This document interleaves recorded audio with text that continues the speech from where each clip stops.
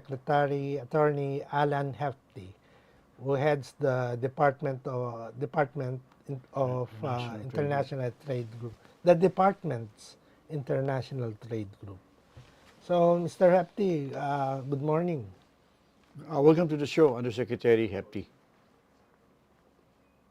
Good morning, Sir Chito and Sir Teddy. Hello. So Good Thank morning. you for there you having me are. on your show. Well, thank you for your It's time our as well. pleasure, sir. Our So, pleasure. yeah, we get right on with Yeah, the topic, right on the bat. right on the bat. So, how is the department maximizing benefits from existing free trade agreements, mainly for Well, local industries, sir, and well, consumers? free trade agreements are very important in Mm, maintaining our economic relations with various trading partners because basically through these free trade agreements, our stakeholders, particularly the exporters, and also our investors locating here in the Philippines, mhm. will have access to bigger markets under a preferential arrangement. So under preferential arrangement, that means that the tariff rates for their products of interest are either eliminated or substantially reduced. And in the process also, the facilitation is more simplified.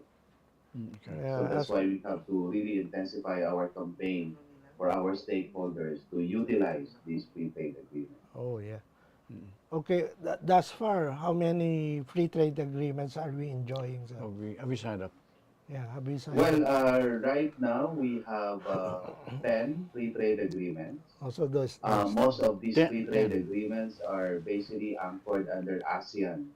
Okay. And we have two bilateral trade agreements, one with Japan, the mm, JEFA, and mm, the second one is the Philippine EFTA Free Trade Agreement. EFTA includes Switzerland, Liechtenstein, Norway, and Iceland.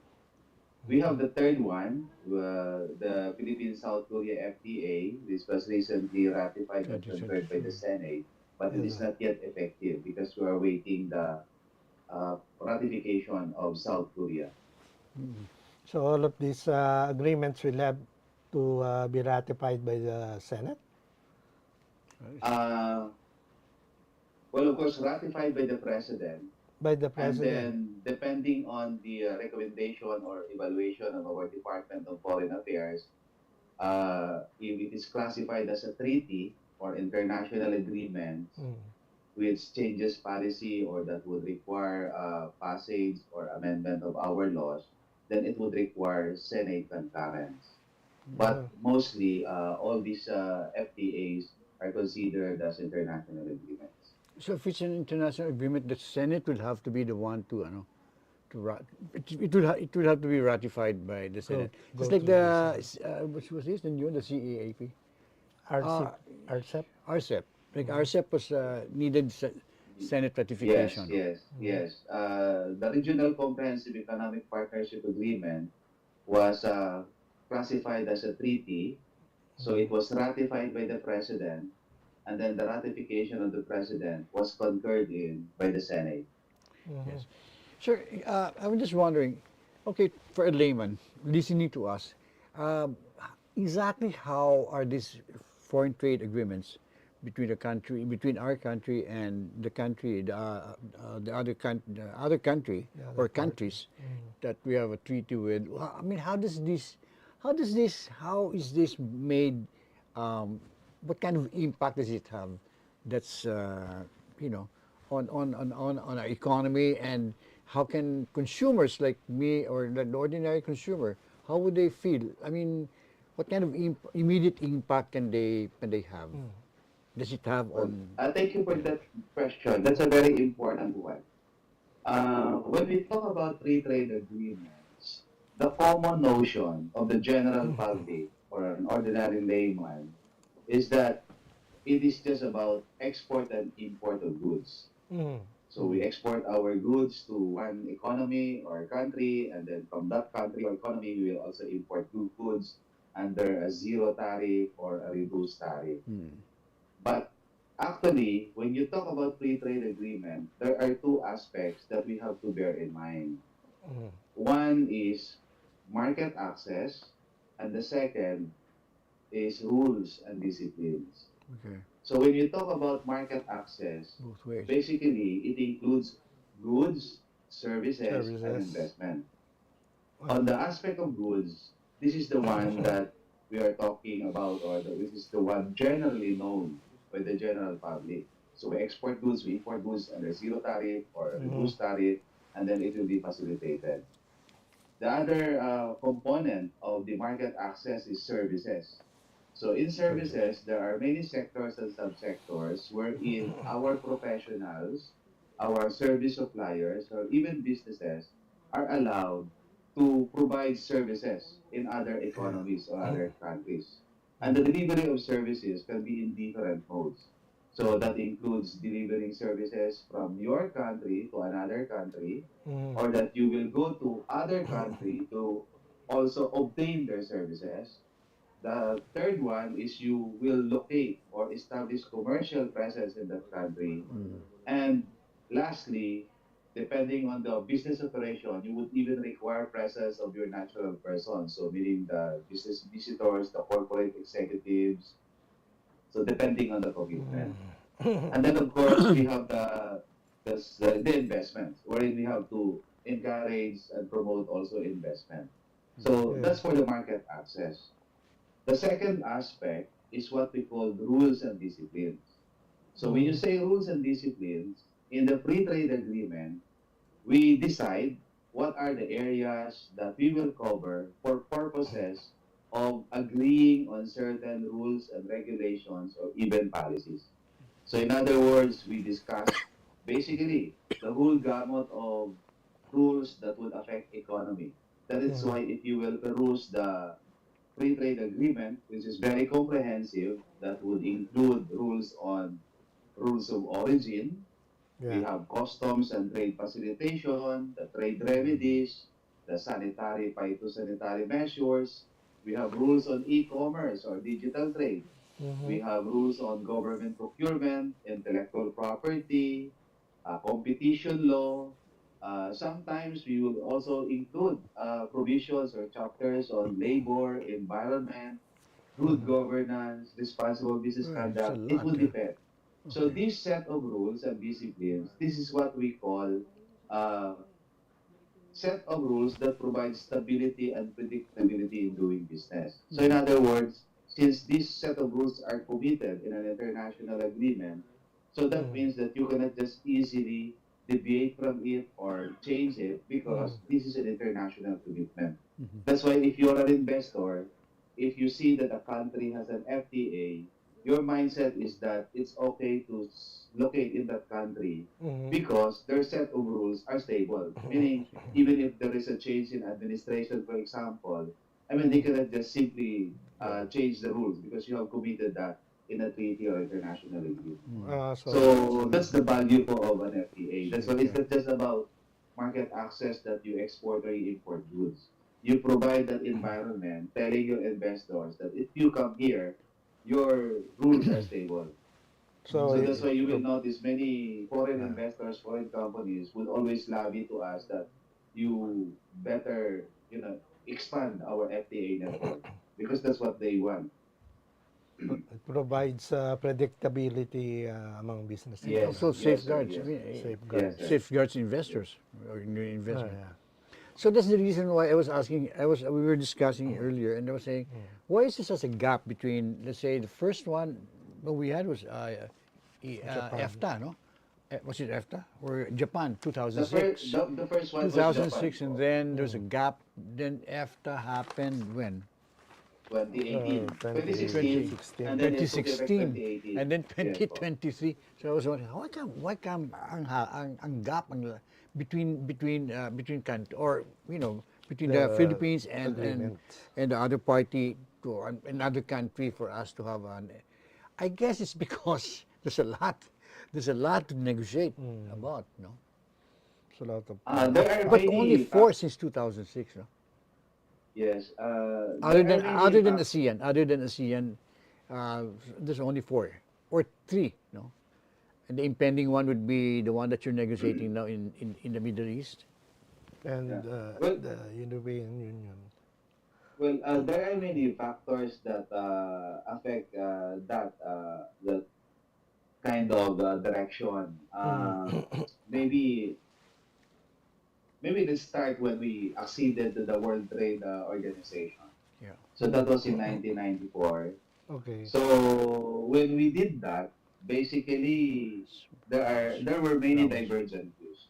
Mm. Of course, for some, they would prepare a more inclusive economic policy, wherein you have to really be use the word protectionist when it Yes. comes to your local industries.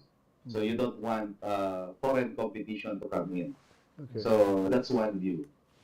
Another view is that it's highly advisable that you open your economy so that you can invite foreign investors to locate in your country, establish industries, and of course, generate employment. Yeah. So Okay. sometimes, even up to date, that debate remains. Yes. So nagdidebate pa rin po yan. No?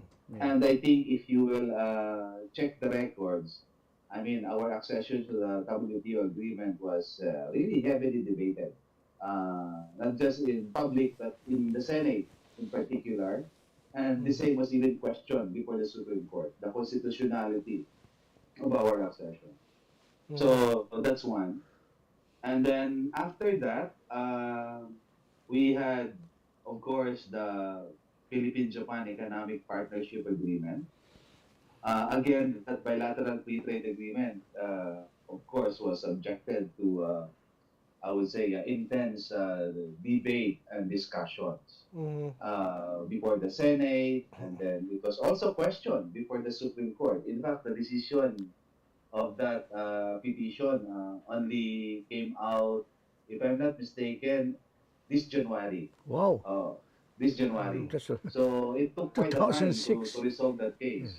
Mm. But at least it's good to see that our FTA with Japan was declared constitutional by the Supreme What Court. was the bone of contention? I mean, what was the subject of of the what they submitted opposition. it for the Supreme Court for a decision. What was it? What did it what did it, Uh, what well, did it involve? usually, there are many grounds, sir, raised by petitioners. But among the grounds are the following. One is that, of course, under the Constitution, if you will peruse our Constitution, you will see that there are many provisions that are considered pro-Filipino or that favors Filipino or Philippine industries or domestic Local industries. industries. So, for example, when it comes to foreign equity limitation, you have, let's say, 100% on mass media. On public utilities, you have 60-40. Yes. On practice of profession, 100% Filipinos. When it comes to exploration, development of natural resources, it's reserved for Filipinos. And if it is a company, subject to 60-40. Well, there is a room to increase the foreign equity participation that is subject to law and approval by the President. Now, on those provisions alone, then you will see the preference to domestic industries and also Filipinos. Now, when you enter into a free trade agreement, one principle is the what you call non-discriminatory principle, which includes what we call the national treatment principle and the most favored nation principle. So when you talk about national treatment, basically it says that when you grant a favor, privilege, advantage to your own national, then that favor, privilege, advantage must be unconditionally and immediately be extended also to other May nationals. reciprocity. So there's no discrimination. Reciprocal. Now, when you say most favored nation naman, is that when you grant favor, privilege, or advantage to one national, a foreign national, then that favor, advantage, or privilege must be unconditionally and immediately be extended also to others. Standard. In other words, no discrimination. Yeah. So that's why when we participated into these trade agreements in the Mm. past, the petitioners raised that ground that, well, these agreements are unconstitutional because how can you adhere to these Mm. principles when our constitution provides that we have to favor our local Domestic. industries, Mm. where we have to Yeah. favor Filipinos. Mm. Mm. So, of course, the Supreme Court uh, studied that very carefully, and they correlated that also with the other provisions of the Constitution. And basically, according to the Supreme Court, I mean, while it is true that there are many provisions under the Constitution that are considered pro-Filipino or favors Mhm. domestic industry, it doesn't mean that our economic policy is closed or we have opted to be an isolationist when it Mm. comes to trade and investment, because we remain open and there is a policy that we have to embrace also, open market, and Mm. we adhere also to the generally accepted principles of international law. And That's one, true. of course, principle of general accepted principles in international law is, of course, to make good in good faith your commitment in treaty or international agreements. Okay. Now, the question is, how do you handle Yeah. those constitutional restrictions or limitations? Mm. Well, in any treaty or international agreements, you can negotiate uh, what are the constraints in your constitution. So you can reserve that and you can include that in the limitation. And of course, the other parties will Okay. understand that.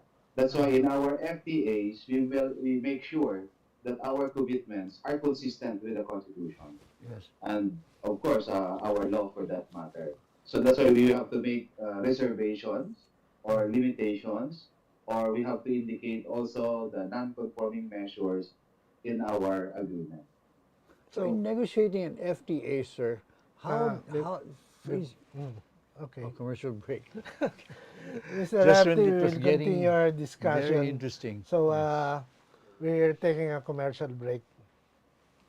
And this break is brought to you by Angkas, Beat the Traffic, Bayad Center, hashtag Bigger Better Younger Bayad, and you can buy it all. Meralco, ang liwanag ng bukas. SM, we've got it all for you. Smart, live more today. Union Bank, it starts with you. Tune in to Daily Tribune's show aimed at addressing the needs and problems of our OFWs from different corners of the globe. Hear about their plights and success stories every Tuesday and Thursday, 3 p.m. only on Daily Tribune's Facebook page and Tribune Now on YouTube. Straight Talk dives deep into pressing issues of leadership, politics, business, and more. Engage in insightful conversations with industry shakers, government leaders, and trailblazers every Wednesday at 10 a.m. only here on Daily Tribune's Facebook page and Tribune Now in YouTube.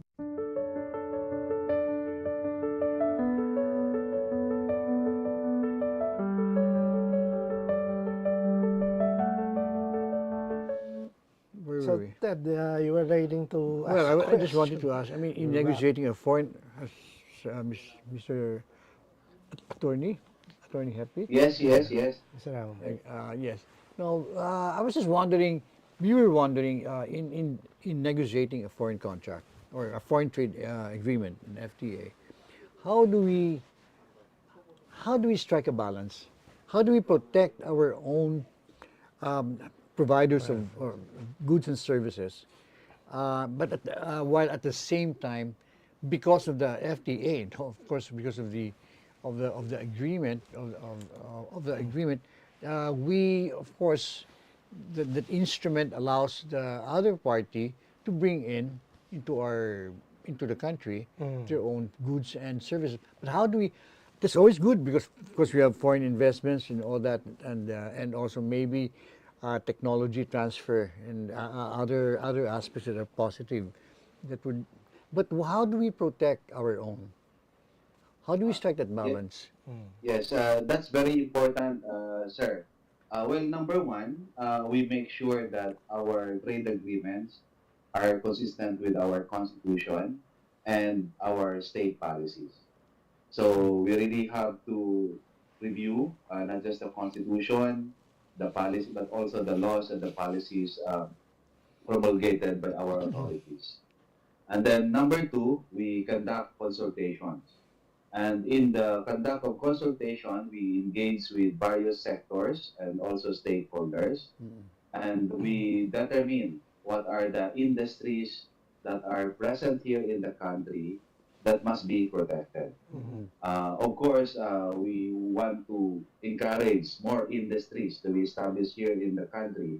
But again, we have to make sure that our few industries doing business and, of course, operations here in the country and even abroad must receive the necessary protection.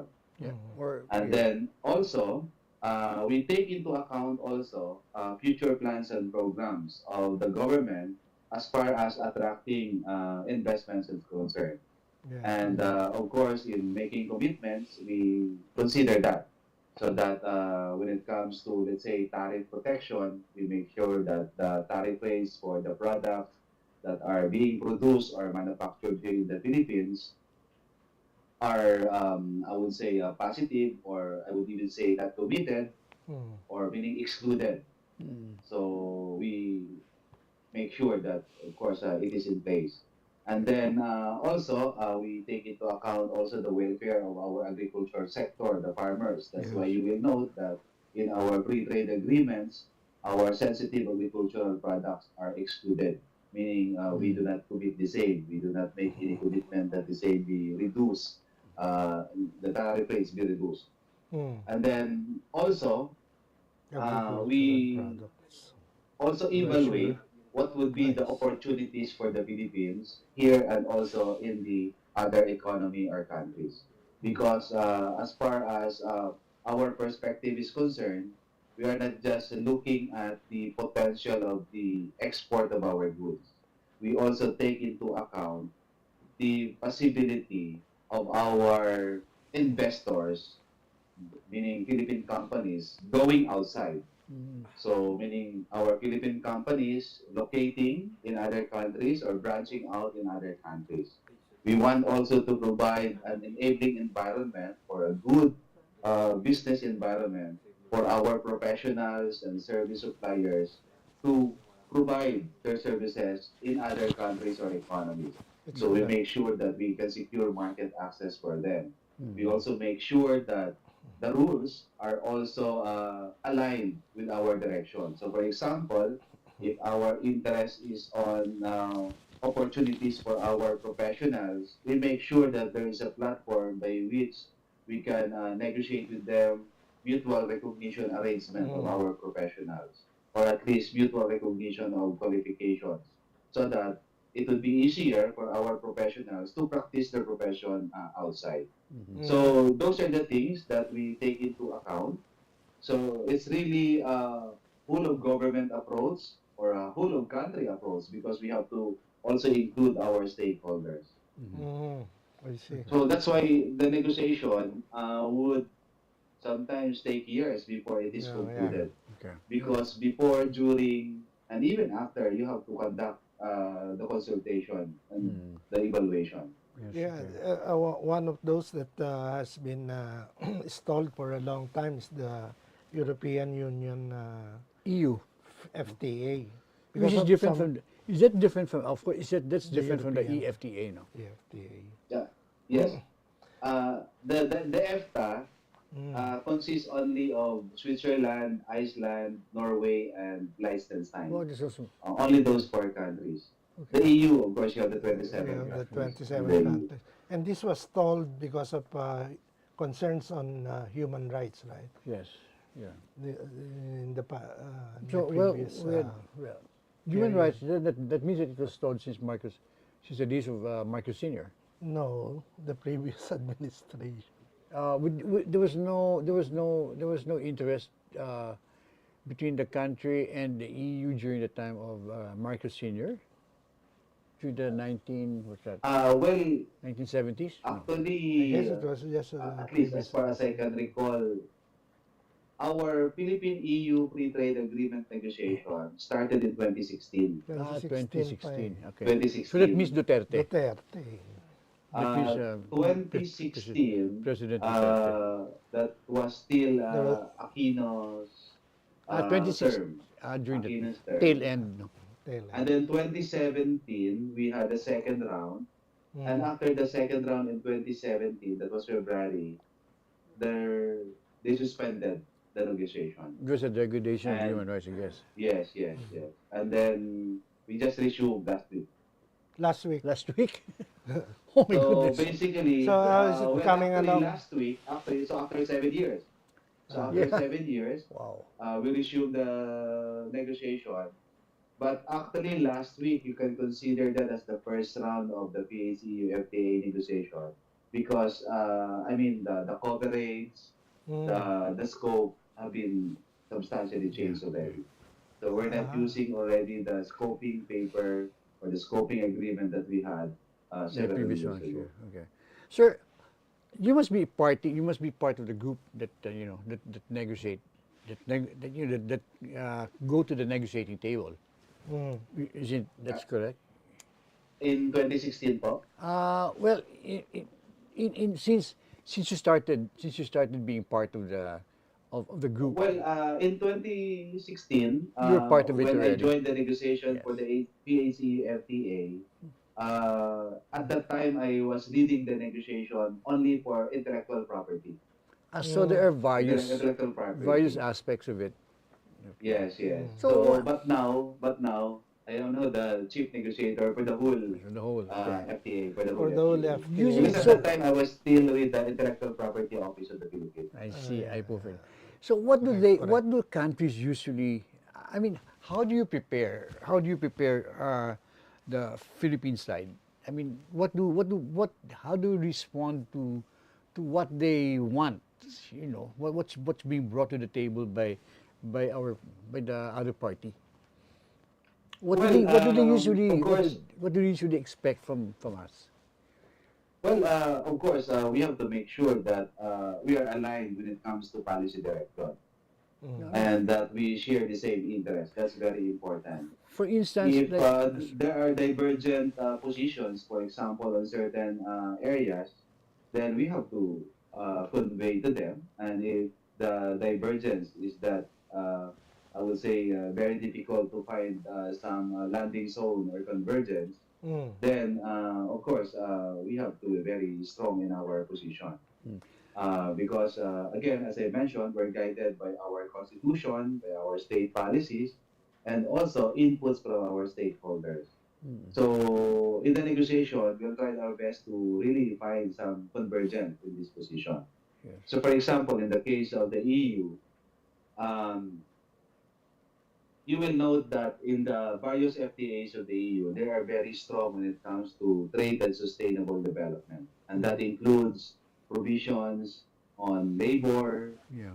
environment, climate change, good governance, among others. So, as much as possible, they would really, push for the inclusion of these elements in an FTA. Other countries may find this difficult, but for the Philippines, when it comes to environment, climate change, good governance, and also protection and promotion of labor rights, we are all aligned. In fact, under the EU GSP Plus, we are being monitored also as far as our compliance with these elements that I mentioned. So there's an alignment, at least as far as those areas are concerned, and policies also. Okay, Mr. Gepty. So we're having another commercial break. We'll be back. And this break is brought to you by Angkas, Beat the Traffic, Bayad Center, hashtag Bigger Better Younger Bayad, and you can buy it all. Meralco, ang liwanag ng bukas. SM, we've got it all for you. Smart, live more today. Union Bank, it starts with you. Tune in to Daily Tribune's show aimed at addressing the needs and problems of our OFWs from different corners of the globe. Hear about their plights and success stories every Tuesday and Thursday, 3 p.m. only on Daily Tribune's Facebook page and Tribune Now on YouTube. Straight Talk, dives deep into present issues of leadership, politics, business, and more. Engage in insightful conversations with industry shakers, government leaders, and trailblazers every Wednesday at 10 a.m. only here on Daily Tribune's Facebook page and Tribune Now in YouTube.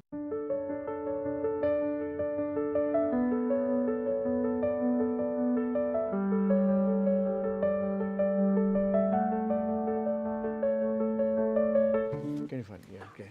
We're talking about free trade. No, but I was agreement just, with we the were just EU. talking during the commercial break. We were Yeah. talking about, for instance, during the time when you said the EU FTA discussions between the Philippines and the EU countries as a group were stalled. The talks were stalled because they brought up the human rights issue. How did you respond to that? I'm just wondering, how did Well, we respond to that? And did we have any Well, alternatives to offer? Na, maybe I don't know. How do we resolve that? Well, actually, Sir Ted, what happened is that after the second round, EU just suspended the negotiation. They They just did not suspended. engage with us. They were Did they just- convey? Did they convey the Of course, reason why? as to the reason, I mean, Was it categorical? I am not aware. I am not aware of any official communication stating the Communications. reasons. But of course, um, there are many views on that, on why the same was suspended. And there were But on our part, we still maintain engaging with us, at least when it comes to the monitoring and also the maintenance of our EU GSP Plus preferences. So we continuously engage. So yes. But of course, we know the importance of the free trade agreement. So during that period, more than engaging with the EU Commission, we also engaged with the EU Parliament, we engaged with the EU Council, we went to Brussels to engage also with various business organizations in Europe, basically advocating or lobbying that we resume the FTA talks. Because we cannot just rely on the EU GSP Plus because EU GSP Plus is unilateral and there are certain limits also.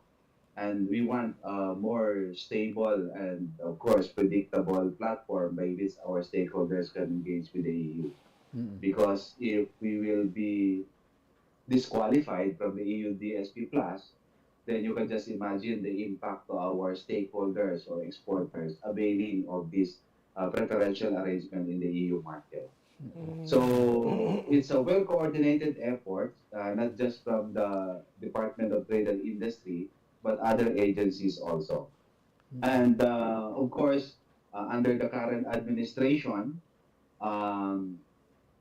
the direction was very clear that we will expand our FTA network towards our economic partnership. In fact, the president even highlighted this in his 2023 SONA. And then our president went to Brussels last year.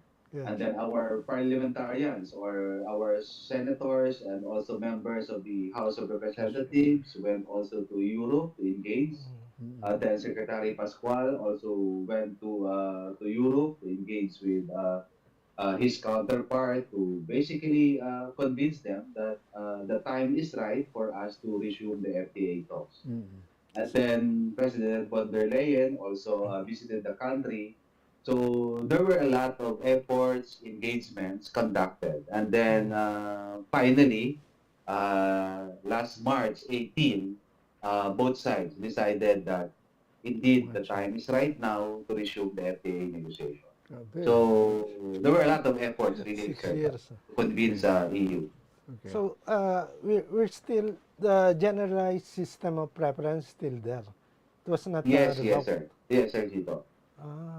So that part Under of the agreement. if I just explain, under the EU GSP Plus,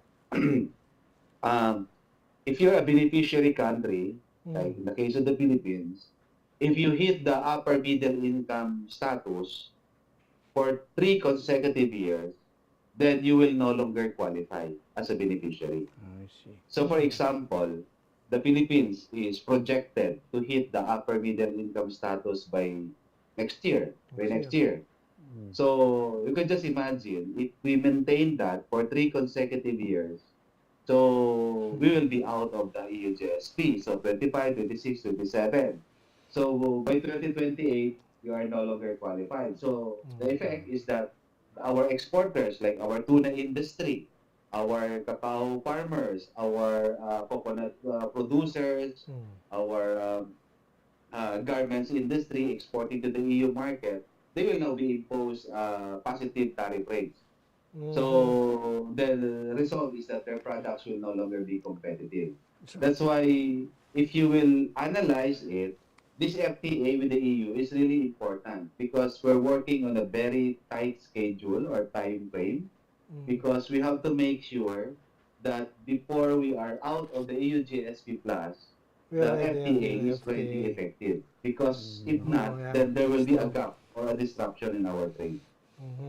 On the presumption that You're already, we are already, we are upper already income. competitive. Hopefully. Okay. So, do you have another question, or can we wrap it up? No, is it? Wait, no, I just wanted to find out. Is there any way by which we can measure how much, in terms of actual figures? Actual figures. Yes. Yes, this has the FTAs, Yes. the FTAs that we have negotiated successfully, given the country. Yes, Sir Ted and Sir Chito, we commissioned a study. So we commissioned an economist to conduct a study to figure out the socioeconomic impact of our FTAs. So that includes the expected increase in our export, Yes. the sectors that will benefit from the agreement, who will be affected, what will be the GDP contribution of the FTA, the jobs to be generated.